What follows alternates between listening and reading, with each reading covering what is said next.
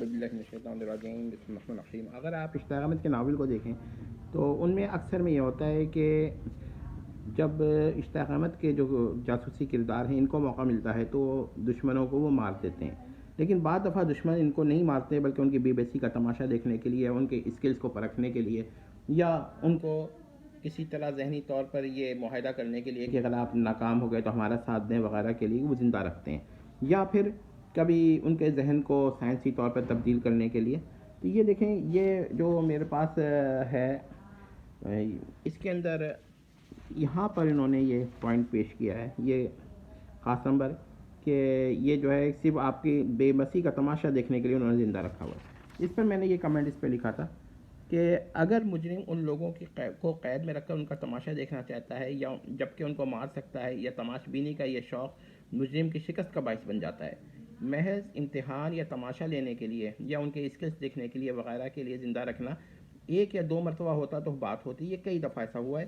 اور یہ چیز اب کھٹکنے لگی ہے. پہلے یہ باتیں اچھی لگتی تھیں اور ہونا تو یہ چاہیے تھا کہ یہ باتیں مظہر کلیم کیوں ہوتی ہیں، اشتاق احمد کیوں نہیں ہوتی، لیکن اطلاق طور پہ یہ باتیں اشتاق احمد کیوں ہیں.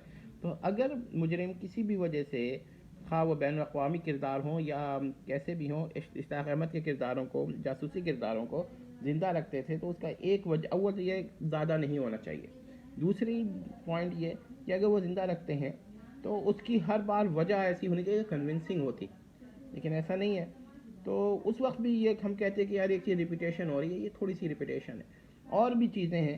تو بہرحال یہ چیزیں چھوٹی موٹی باتیں ہر ناول میں ہوتی ہیں، اشتاق احمد میں بھی ہیں، لیکن میں یہ کہتا ہوں کہ اگر یہ ناول میں یہ بات نہ ہوتی، کسی بھی اور وجہ سے زندہ رکھتے، تو پھر ہم یہ کہتے ہیں کہ یہ بہت ہی کمال کا ناول تھا. لیکن اس کے باوجود یہ بہت ہی کمال کا ناول ہے، کچھ اور ہو جاتا.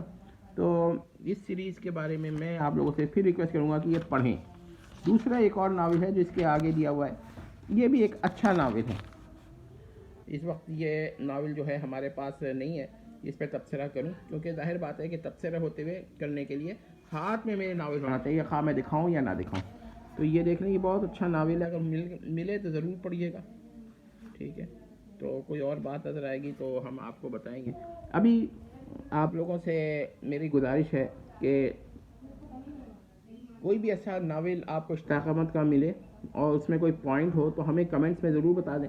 اگرچہ میرے دیکھنے والے زیادہ نہیں ہیں، مگر یہ میں نے اس وجہ سے نہیں کر رہا کہ کوئی دیکھے یا نہ دیکھے، یہ ریکارڈ کے طور پر ہے. ٹھیک ہے، والسلام.